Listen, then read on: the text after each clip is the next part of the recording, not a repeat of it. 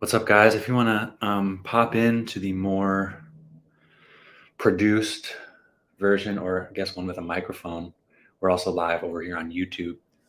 But anyway, this is an example, right? So let's say we're listening to music. I'm leading us in breath work, and I say, out, 2, 3, 4. In, 2, 3, 4. Out, 2, 3, 4.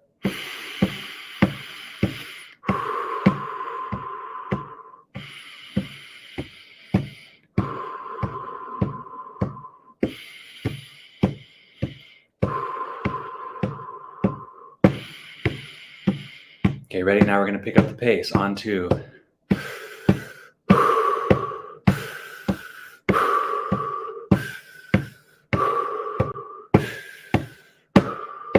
So that's an example of breath work. So basically the way that I lead is we put on some music. I have a Spotify playlist, and we'll basically be going through phases of breathing slow, picking up the pace, and then holding at the end of the song and holding. And what you'll feel is that your body is flooded with oxygen.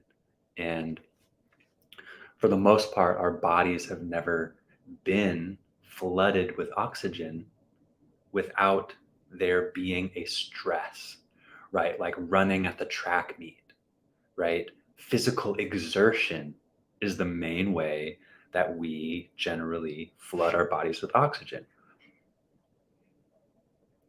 Perhaps have a panic attack, right?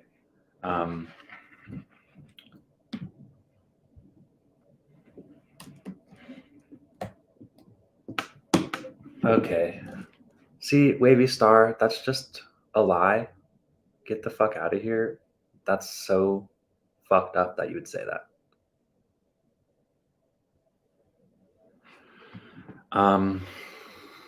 So this is in person. We have people over to our house, and I don't have any videos. And for me, the main reason is just because I am using like songs from Spotify, and so I don't know the best way to share that with people because I'm using music that's not mine. But Princess Bubblegum, I really would love to.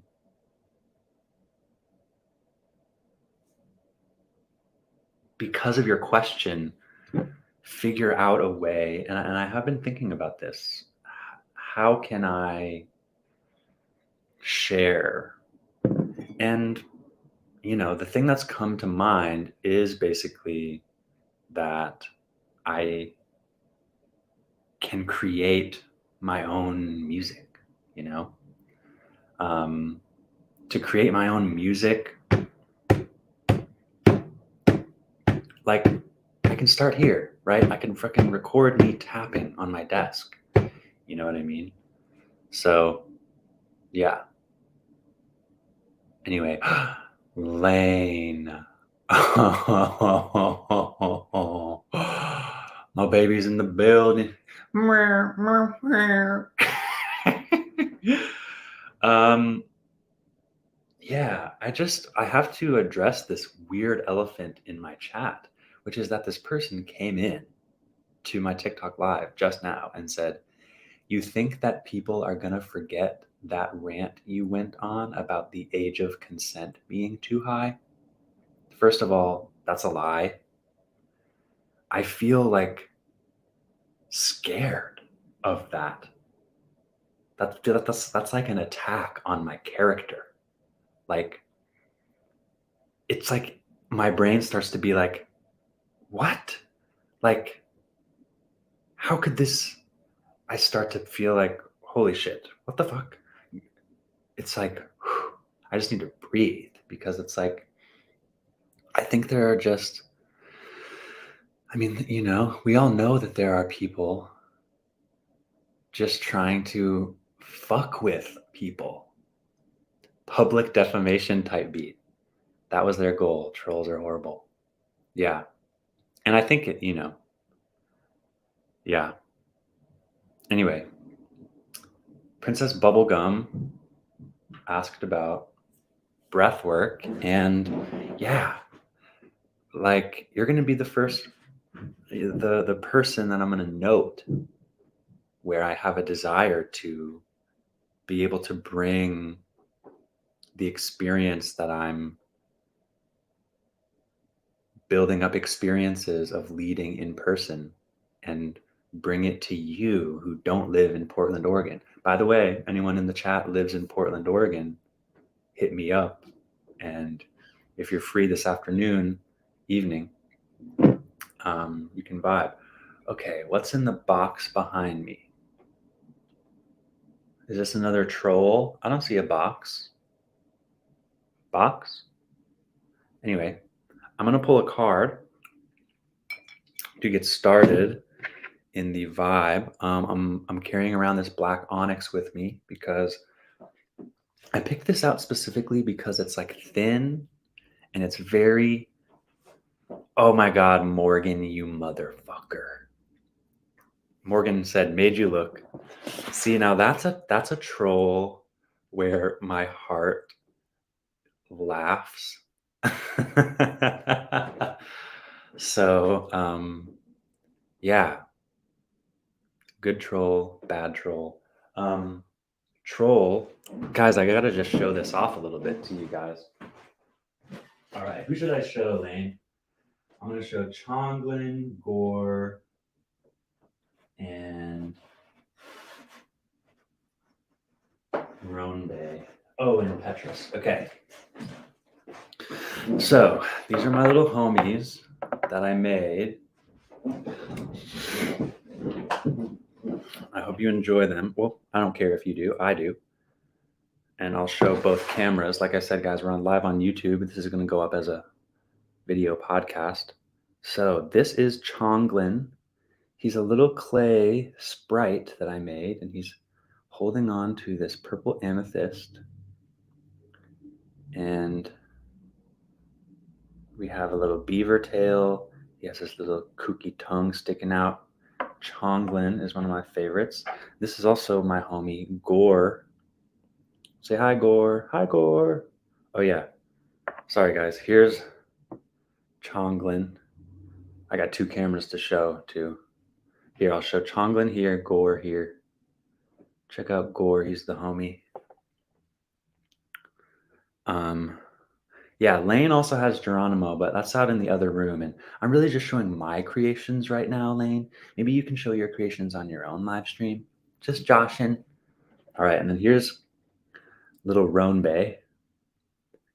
He's a rainbow, but his name is Roan Bay. And he has this little glittery, like crystal nose. And he's such a little treat of a sprite. And then finally, we have our homie, Petrus. Oh, Geronimo, Bartholomew. I get it. So this is Petrus. He has a very awesome clear quartz beard. Okay. Oh, and Lane wants me to show Bartholomew.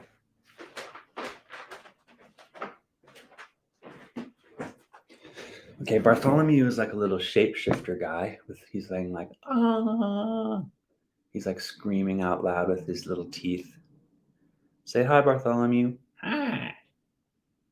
Meow. Why did I pick up the sprites? Anyway, I just got this deck, the Tau Oracle, and it's basically a kind of, they say it's a little bit more of like a user-friendly version or way to connect with the I Ching, which I don't know much about, and it honestly had felt, what the heck? It had felt like a kind of intimidating thing to try to learn. I don't know if you know anything about the I Ching, but it's basically there's like 64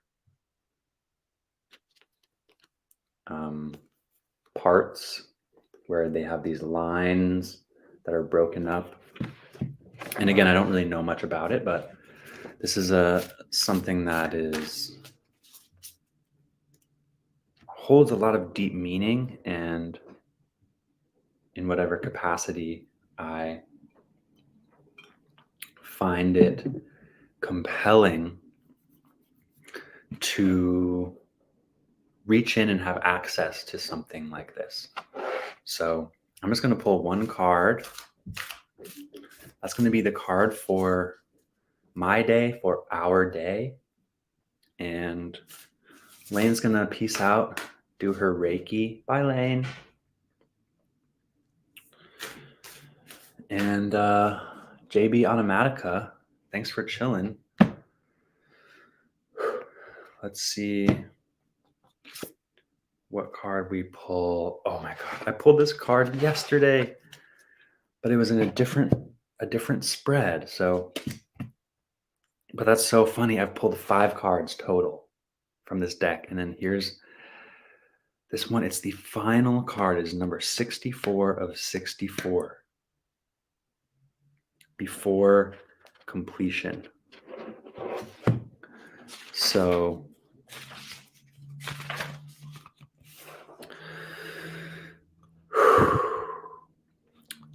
they have a little insight in here into why we pull one card. Oh, no worries. So this card is called Before Completion. Uncertainty, doubt and hesitation, loss of faith, unstable conditions. Be extra cautious. The Pearl of Wisdom is one card drawn at the dawn of a new day. It's a way to tune in to internal or external influences.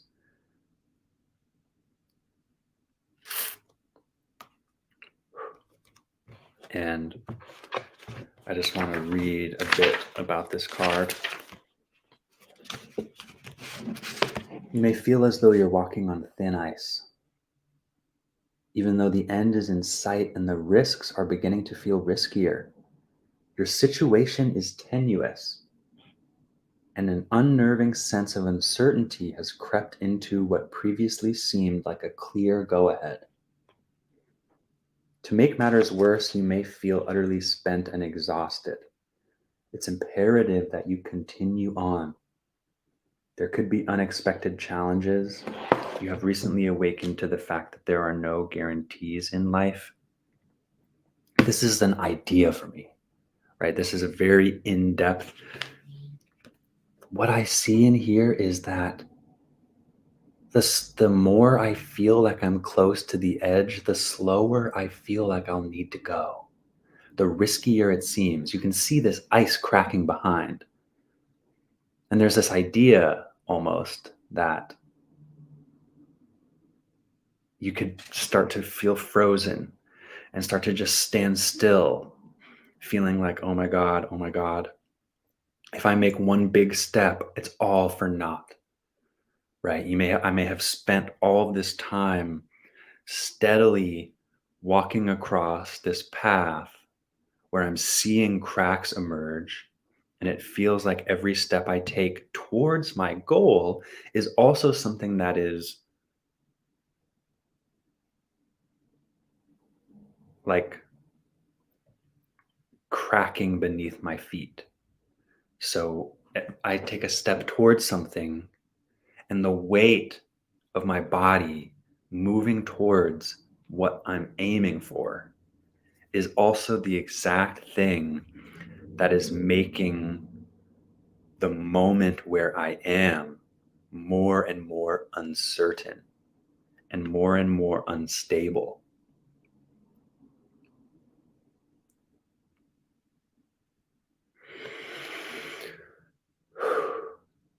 I have this feeling, and I've had it for a long time. And thank you for being here, JB Automatica, that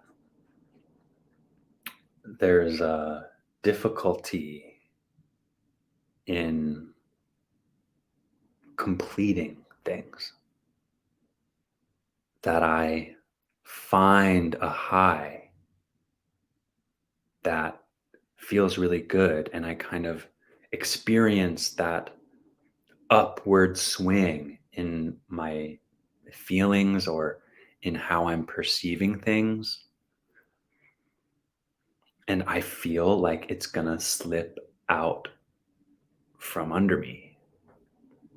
I feel that I need to squeeze the good feelings as hard as I can. I need to express them as much as I can because I'm gonna swing back down, because it's gonna crack. It's too good to be true.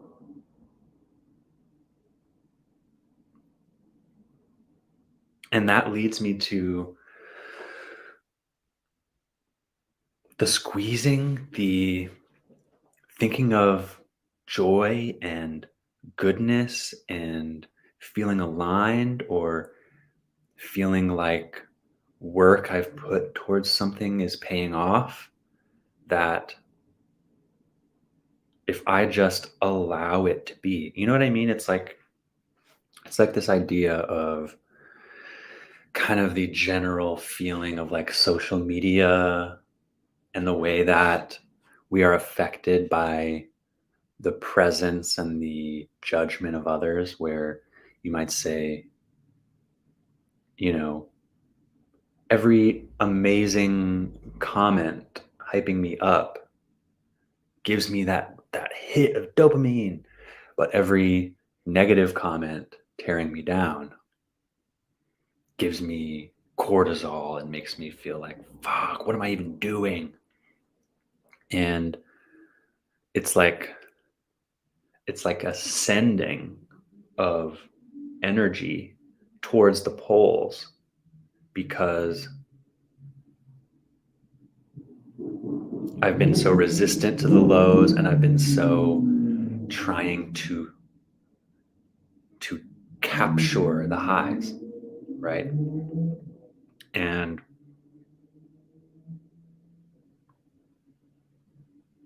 and this is a card where this is the nature of life. This person hasn't done anything wrong. This person isn't,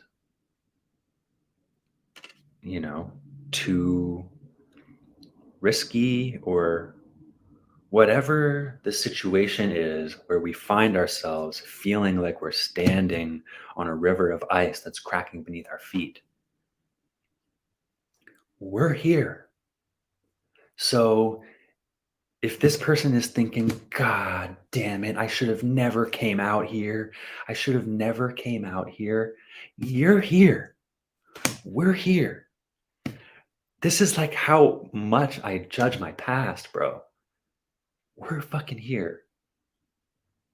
I cannot turn around, because that shit is the past.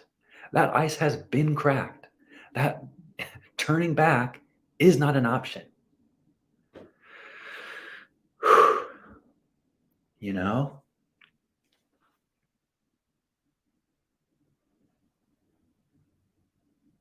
Mm.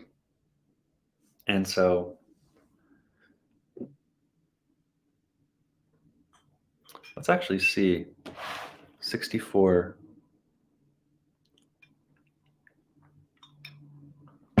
This is fire and water. So I'm going to go into the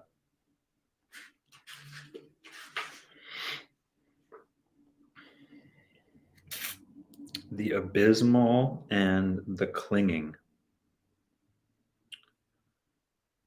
The clinging. Again, I'm really looking forward to being able to really explain this a lot better to you guys. Um,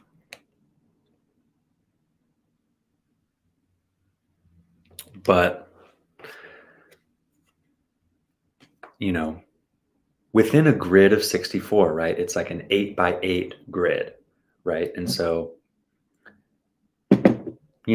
in a similar way that if you guys are familiar with the tarot, in a similar way to, okay, there's the major arcana, right? These are these core characters, powerful energy. And then there's the 4 suits, right? Cups, swords, wands, and pentacles, right?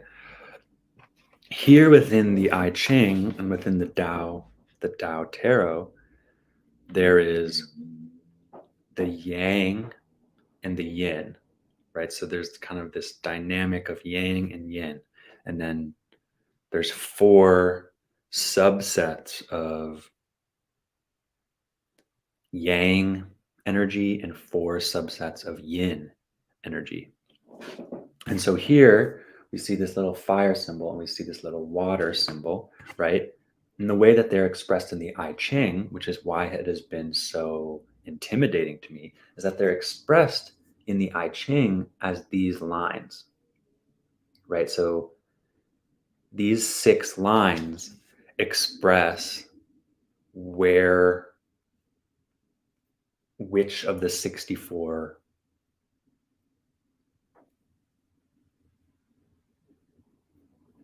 whatever they are. Okay, so we have the fire, which is called the clinging, and the attributes of the clinging energy, the fire, the attributes are enlightening, clarifying, communicative, and intelligent.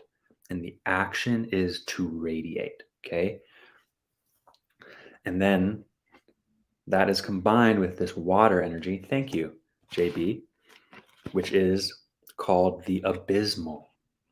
The attributes are facing danger, difficult, emotional, obstructing, right? And the action is to risk, right? So within this card, there are the actions, which is to risk, which I think we can definitely see here. And sorry for YouTube, I'll show you this as well.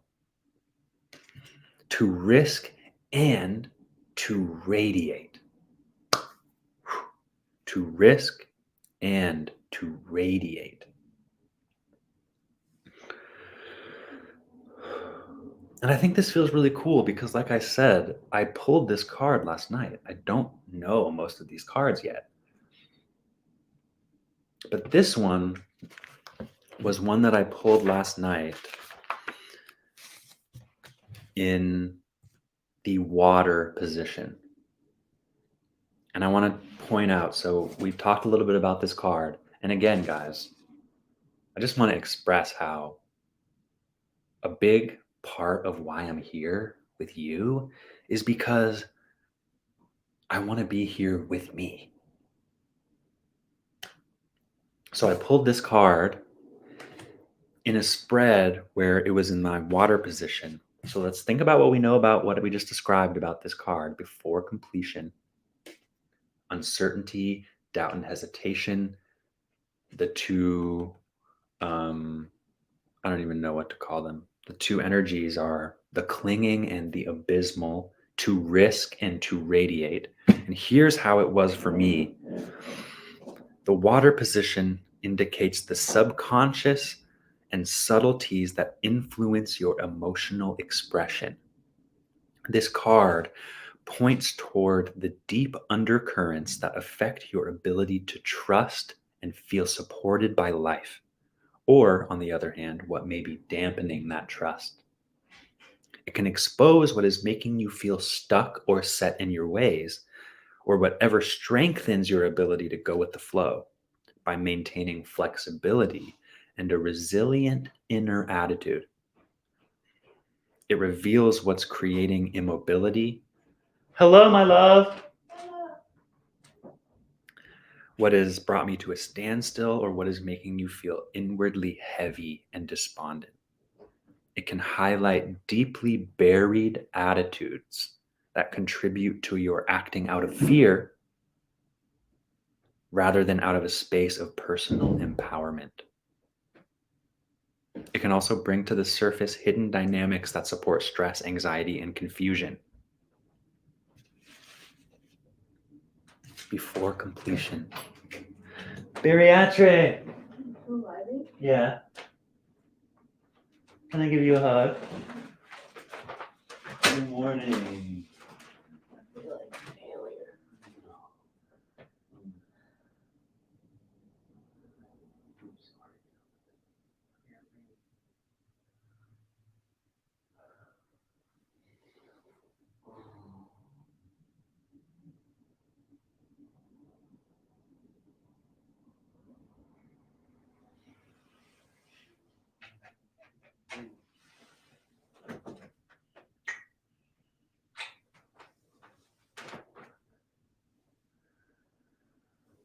Why aren't you gonna come? Morning. Mhm. Wow. Packed house. Packed house. Excited. Will you help me bring my desk upstairs later? Yeah. Because I realize I can just put that in my room. That desk? Yeah, sure. And then it'll feel more spacious. Thanks. Okay. Love you. All right. So, as a water sign, this definitely resonates. Awesome. Yeah. And I think it's really even cool to be like this in thinking about this card in this water position that I just described and thinking about how much water is present here, right? Where there is a level of being like, we become accustomed in this moment to the way that things are, to the fact that we're finding our own flow on top of the regular flow of water, right? Yeah. Anyway, JB, if you gotta go, you can totally go. But I don't know. Again, like I said, I just got this deck yesterday. But would you want me to pull a card for you? I'd love to um, use this as an opportunity to dive deeper into the deck, to not think just about myself, but to also connect and to help us find something meaningful to. I do, but sure. Cool. Let's pull you a card. And is your name JB? Can I call you JB? Welcome, everybody. We're pulling a card for JB. Geronimo Blake. JB. Jessica. All right. So here we are. Pulling this card for you. Cutting the deck. Here's our top card. Oh, wow.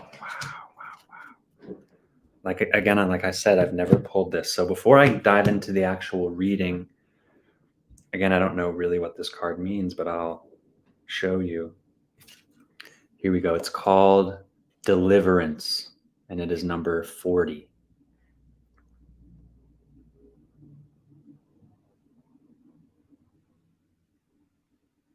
And here we also have that water. That water symbol is part of this card as well. The words under are release, relief, a fresh approach, liberation from obstruction, finding a solution, and exhilaration. Exhilaration, liberation from obstruction,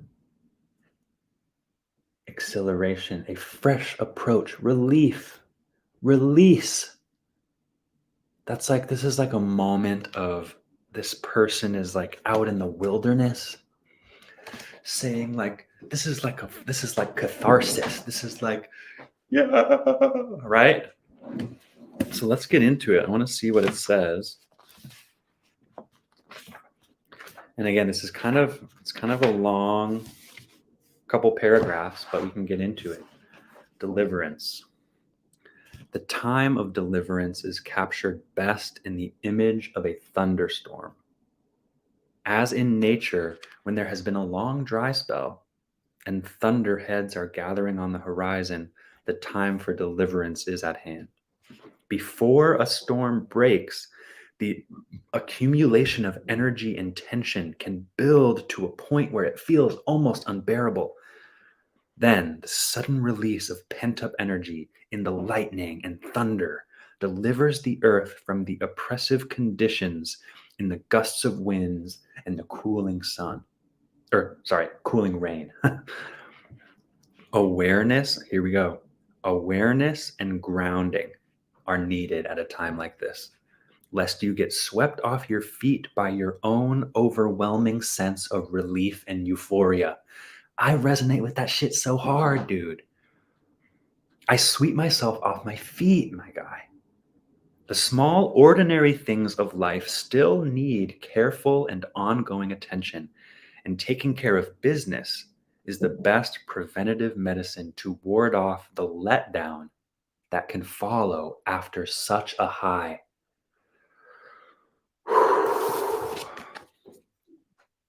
Wow. Once again, it's like I'm using you, Jessica, to focus this energy, but yet this is for me too. This is for us. This is exactly what I was talking about before. Being so wanting to go, yes, I'm feeling amazing. And you just want to express it. And then you can get swept off your feet by overwhelming relief and euphoria, taking you away from grounding into yourself. That's not to say it's inappropriate to rejoice or feel unburdened. Rather, enjoy and keep your feet on the ground. When a thunderstorm has passed, there is an uncommon freshness and sense of renewal in the air.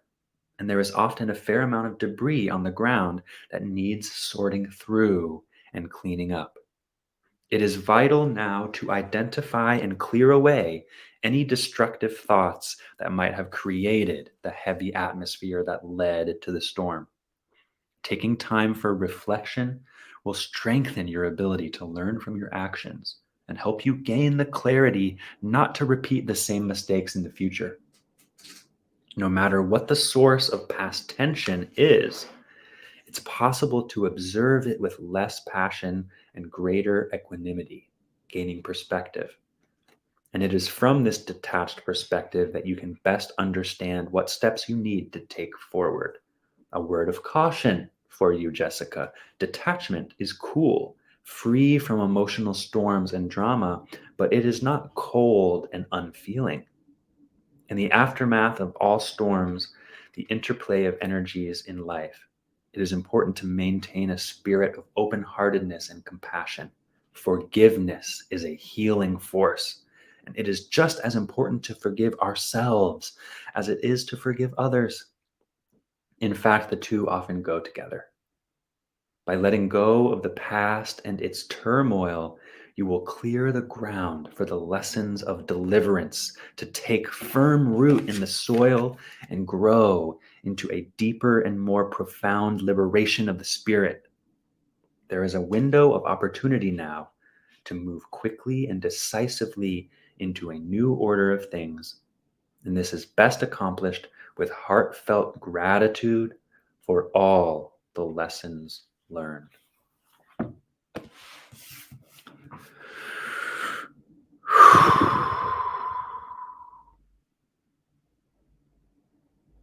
Wow.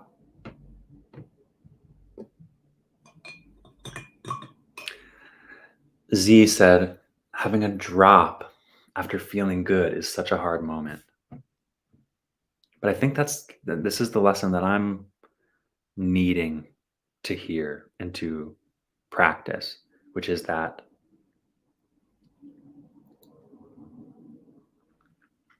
when there's good feelings, I have the tendency to want to whip them up, right? I'm saying, I'm feeling good. Sometimes my initial response to that feeling is then to be like, I'm feeling good. I'm feeling good. Like, it's awesome. Whip myself up. Yeah. You know? Right? Whew.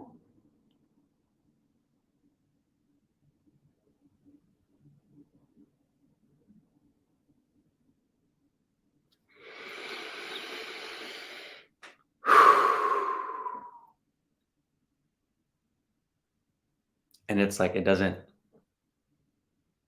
that's not the way to feel positive energy. It is a way, right? And not to say that it's the wrong way, but it's a way that I have the tendency to do, which, like you said, Z, makes it so that there's a higher fall. It's like, and I really do think this comes from, I think, a tendency to just want to seek pleasure. Where's my pleasure? Pleasure, pleasure, pleasure in many different forms. And so feeling good feels like this this well of goodness. And I'm like, right? Imagine it as a well, right? An emotional well where sometimes it's full and you can dip your pail in and get all the water you need. And sometimes the water is low, right? Sometimes we're in a dry season. Sometimes it hasn't rained in weeks, right? When the well is high, what I often want to do is be like, boom, water for everyone. Like, I want to throw the water up and create this dance in my own rain. Yeah. Right. And so when I think about it as that, not to say that feeling good is this limited resource that if I feel it too much, it's going to go away. But my energy is sacred, and the opportunity to feel good, I the way I've learned is, no, this is a celebration. The party little, party poppers or whatever. You know that thing where you go, you know?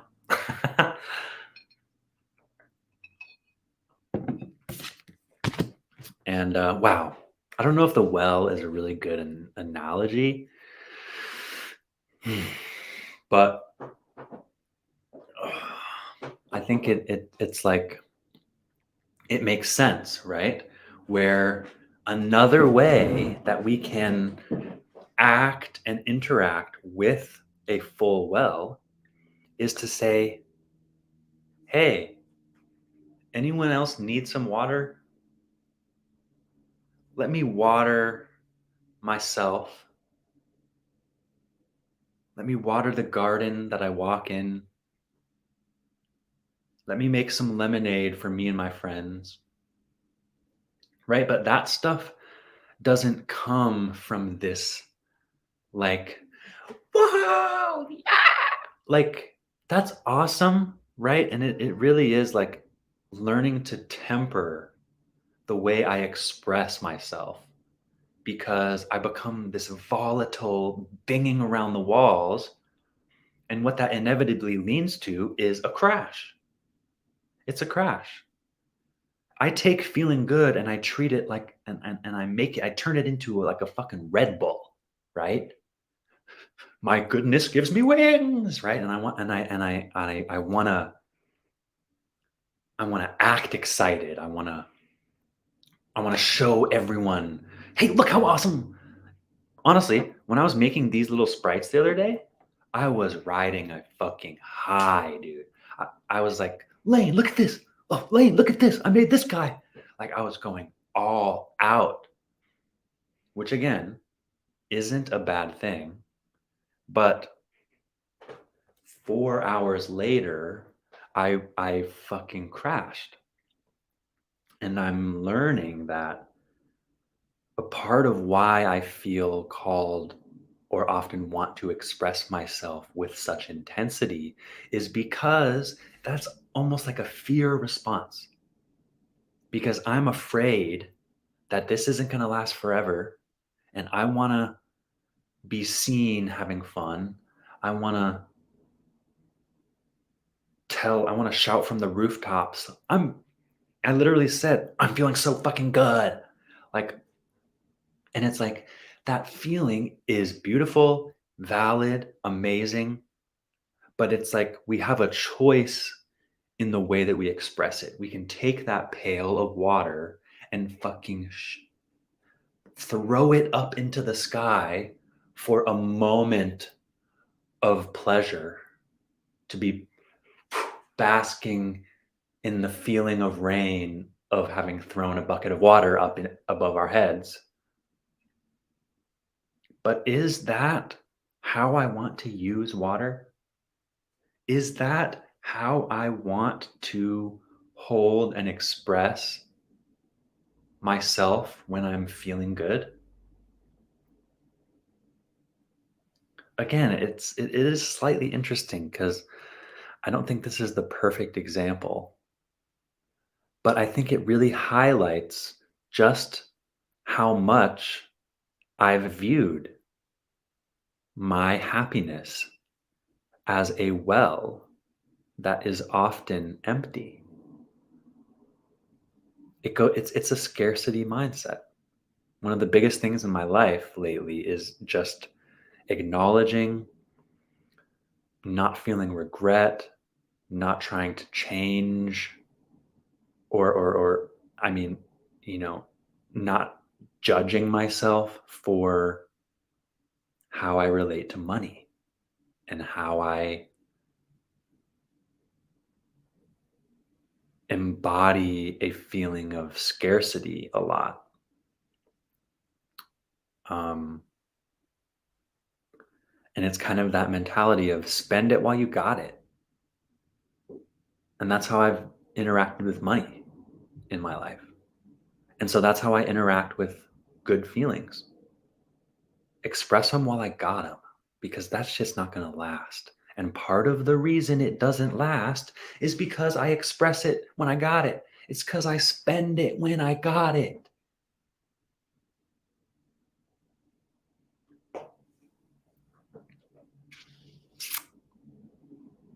I spend it when I got it, you know? So, yeah. Jessica, I know you've been saying that you need to leave, but hell yeah. Hell yeah. Catch you later. Thank you for stopping in. Glad we could share this time. Thank you. Oh, all right. Good shit. Well, folks, that was me and Jessica hanging out, talking about stuff, but that's a real big sticking point. Notable way of living life. My scarcity mindset has me screaming from the rooftops every time I feel good because I'm so accustomed to that not being the case. And now I'm ushering in a time in my life where that is going to be the case. And it just is the case. And so I turn it into a type of volatility. And so there's a reframing, a reimagining what it is actually like to feel good. To feel like the world is my oyster, right? To be in a great mood, to feel inspired, to be excited by something that I'm doing today, or something that I've recently accomplished or whatever it might be. In the way that whenever I have money, I'm like, I don't have it often, so what can I buy? What is going to give me a hit? Let me spend it. And again, I'm kind of retracing this thread, but I want to land on this point that isn't about how I don't want to express myself, but that is about how I do. And I do want to and have the ability to feel the feeling of being in a good mood, feeling positive. That's available for me to notice, touch within myself.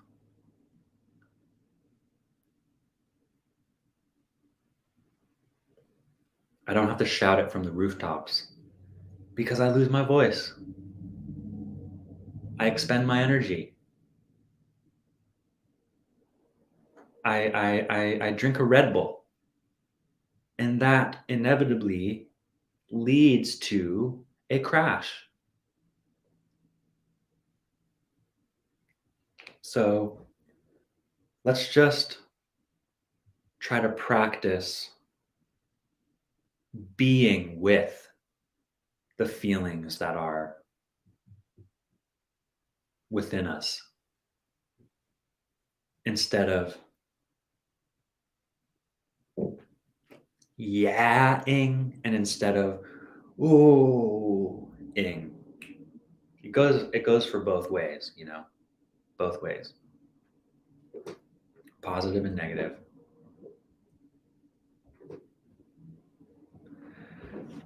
Thanks for listening, guys. This has been Mornings with Wes. Check me out on Spotify. My podcast is Stream of Conscious Wes. I'm also on YouTube. I don't upload all the video podcasts to YouTube, but they are all on Spotify. Oh, we got someone walking up to our door right now. Hello.